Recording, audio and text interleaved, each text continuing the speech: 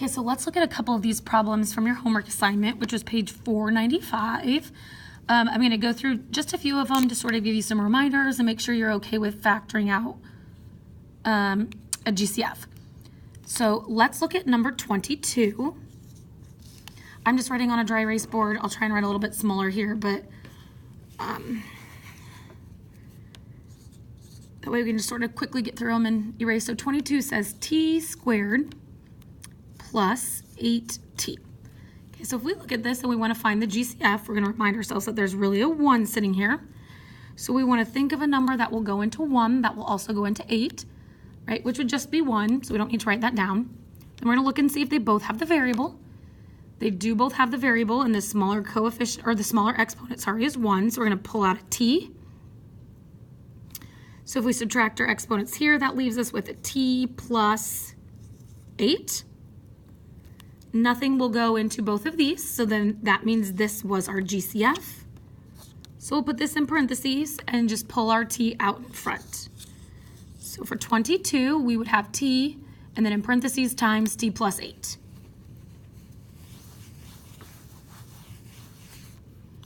Okay, so how about we take a look at 25.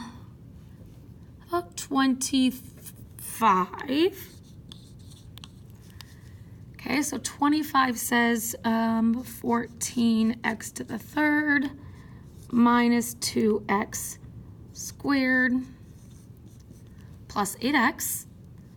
Okay, so here if we're looking for the GCF, we're going to think of a number that will go into 14, 2, and 8. So these are all divisible by 2. They do all have the variable, so we're going to pick the smallest exponent, which is 1.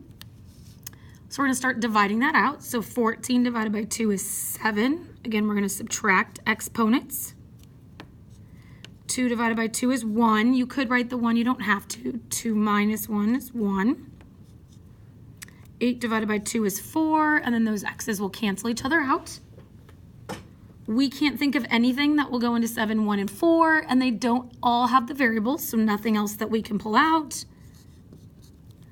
So GCF goes in front, and here is our final answer.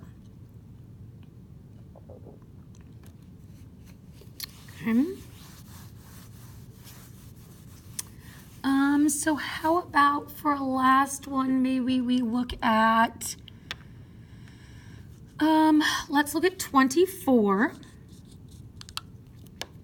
So it says 5k to the third plus 20k squared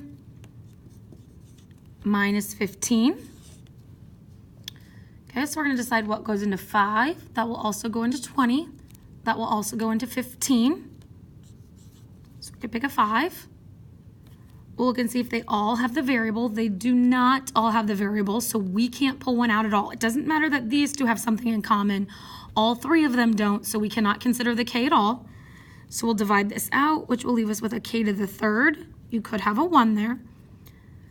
Plus 4k squared minus 3. Nothing else we can divide by. So our GCF will go out in front.